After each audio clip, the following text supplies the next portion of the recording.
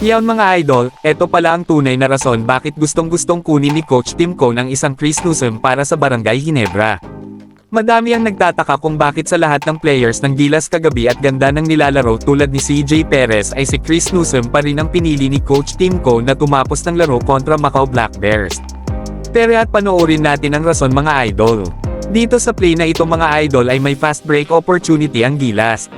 Makikita mo dito na si Scottie Thompson ang may hawak ng bola. Kaya naman niyang idiretso ito pero mas piniling ibigay kay Chris Newsome dahil sa skills din nito. Dahil sa driving ability ni Chris Newsome ay nakuha o na-attract niya ang depensa ng halos lahat ng kalaban kaya naman pagkakataon para kay Justin Brownlee.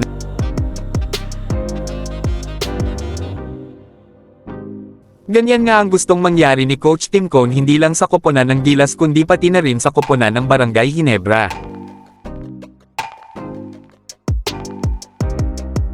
This time mga idol ay makikita mo naman ang high IQ level ng isang Chris Newsome kahit wala sa kanya ang bola. Dahil nga sa mainit itong si Justin Brownlee ay hinanap niya ito at binigyan ng isang magandang pick.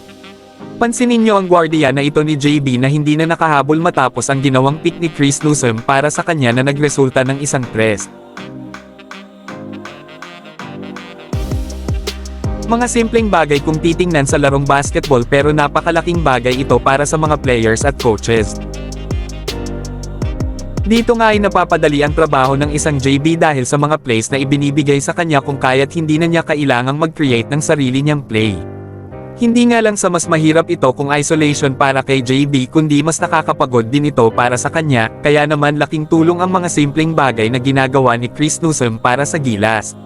Sunod naman ay muling hinatak papalayo ni Chris Newsome ang possible defender sana B. Brownlee sa left wing, napasunod nga ito kay Newsome kaya naman muling nalibre ang isang Justin Brownlee mula sa tres.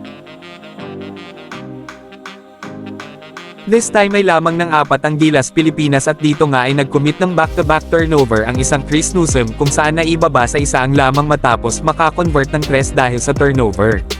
Napa-timeout nga itong si Coach Tim Cone at ang akala ng karamihan ay papalitan na si Newsome pero hindi at ibinalik nga ito. Maging ang commentator ay nagtaka dahil sa trust na ibinibigay ni Coach Tim Cone sa kanya, pakinggan ang kanyang sinabi. Coach Tim really putting the trust in Perez and Newsome. Nakabawi naman agad si Chris Newsome matapos set up ng low post itong si Justin Brownlee. As they stay in the game, and Brownlee! Dahil ang focus na ng depensa ay sa mainit na si Justin Brownlee, panoorin naman natin ang gagawin ni Newsome. Ipinaubaya nga ang point guard position kay Scottie Thompson na usually ay siya ang may hawak ng bola sa plays na ito. Humanap nga ng maganda pwesto itong si Newsome para makapag-create ng play at yun nga ang nangyari.